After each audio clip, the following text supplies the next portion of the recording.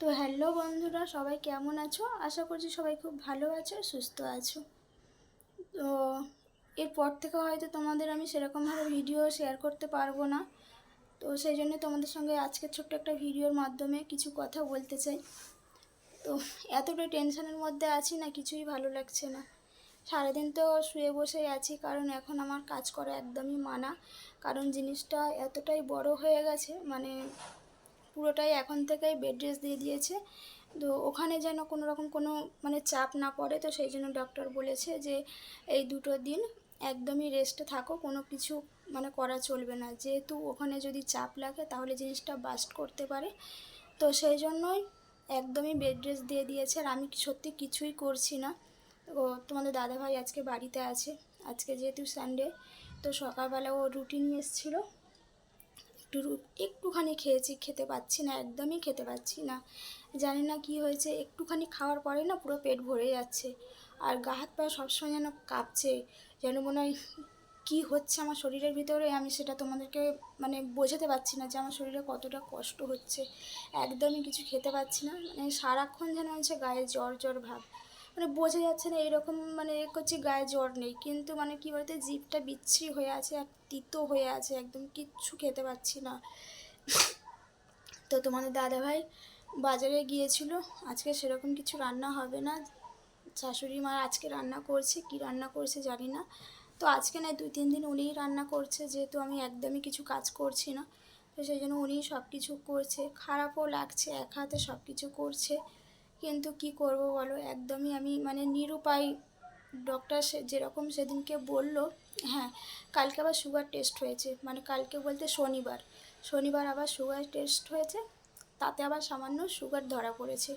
তো ডক্টর জিজ্ঞাসা করলো যে কার সুগার আছে, বাবার নাকি মায়ের? তো আমি বললাম যে বাবার ইদানিং সুগার ধরা পড়েছে, তো আগে ছিল না, এই 6 মাস 1 বছর এরকম, 1 বছর মনে হয়, 1 বছরের মতো সুগার ধরা পড়েছে। তো আমাকে বলল যে তোরও সামান্য একটু মানে আছে, তো এখন থেকে তোকে মেনটেন করে চলতে হবে। তো সেই জন্য তোমাদের দাদাভাই শুনে ওরও একটু মনটা খারাপ।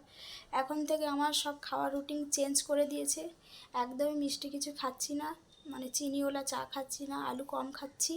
তো এরকম করে দিনকাল যাচ্ছে। আর এখন এই যে তোমাদের দাদাভাই আমাকে ফল কেটে দিয়েছে, বেদানা কেটে দিয়েছে, এখন আমি এই বেদানাটা খাবো। আর এতটা দিয়েছে, আমি ওকে মানা করেছি যে এতটা দিও না, এতটা দিও না, আমি এতটা খেতে পারবো না। তো তবুও দিয়েছে, তো যতটা খাওয়ার খাবো, রেখে দেবো। আর একদম আমার জন্য তো জিরে বাটা দিয়ে আঝালা ঝোল হচ্ছে তরকারি, একদমই রিচ তরকারি আমার জন্য হচ্ছে না। তো ডক্টর বলে কদিন একটু মাছের ঝোল খেলেই ভালো হয়। আর আমার গায়ে রক্তও নেই, তো তার জন্য কুলেখাড়ার রস আর এই বেদানা বেশি বেশি করে খেতে বলেছে, কিন্তু আমি তো ওগুলো খেতেই পারি না, ওই জন্য আরও মানে সমস্যা হয়ে যাচ্ছে। তো আর মাত্র হাতে একটা দিন সময় আছে, মানে আজকে রবিবার, সোমবারের পরে মঙ্গলবারে আমার ওটি হবে। তো সকাল ডক্টরকে জিজ্ঞাসা করলাম যে কখন হবে, বললো সকাল 7টার মধ্যে, মানে নার্সিংহোমে পৌঁছে যেতে হবে ওই 9টা 9:30 নাগাদ, মানে অপারেশন রুমে আমাকে শিফট করবে। তো সেই জন্য প্রচুর টেনশনে আছি। কিসের আওয়াজ হচ্ছে? তো এখন এটা খাবো, খেয়ে নিয়ে ভাবছি একটু চান করে নেবো, কারণ গরমও সেরকম পড়েছে, ভাল লাগছে না। তো তোমরা সবাই একটু প্রে করো যাতে আমি ঘরের মানুষ সুস্থভাবে ঘরে ফিরে আসি, আবার তোমাদের সাথে সুন্দর সুন্দর ভিডিও শেয়ার করতে পারি, ব্যাস এতটুকুই। আর এখন যতটুকু যেরকম পারবো তোমাদের সাথে ছোটো ছোটো ভিডিও শেয়ার করার চেষ্টা করব, কিন্তু আমি একদমই কথা দিতে পারছি না যে আমি তোমাদেরকে রোজ ভিডিও দেব। কেন জানি না আমার শরীরের অবস্থা কেমন থাকবে, মানে এখন থেকে আমি অনেকটা দুর্বল হয়ে গেছি। আর যে কটা রিপোর্ট হয়েছে, মানে কোনো রিপোর্টটা একদম নর্মাল নেই, কিছু না কিছু তাতে মানে আছেই আছে, মানে প্রবলেম দেখাই দিয়েছে।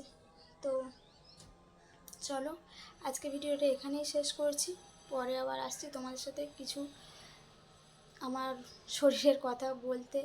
এখন তোমাদের সঙ্গে এগুলোই শেয়ার করব, কারণ এখন আমি ডেলি ব্লগ তোমাদের সাথে শেয়ার করতে পারবো না, জানি না কতটা কি পারবো।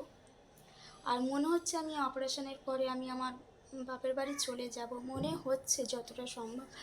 তো কারণ আমাদের না সিঁড়ি ভেঙে ওপরে ওঠা, আর আমাদের সিঁড়িটা না অনেকটা উঁচু, তো সেই জন্য উঠতে পারবো না। তো মনে হচ্ছে যতটা সম্ভব আমি ওখানেই থাকবো। তো যেখানেই থাকি না কেন তোমাদেরকে ভিডিওতে একটু একটু করে আমার আপডেট দিতে থাকবো শরীরের, কেন আমাকে সত্যি প্রচুর সবাই ভালোবাসে, তো তাদেরকে আমি আপডেট দেবো যে আমি কীরকম আছি না আছি। ফলটা খেয়ে নিয়ে চান করবো, এত গরম হচ্ছে ভাল লাগছে না। তো চলো সবাইকে টাটা, খুব ভালো থেকো, সুস্থ থেকো, সাবধানে থেকো, আর নিজেদের পরিবারের খেয়াল রেখো।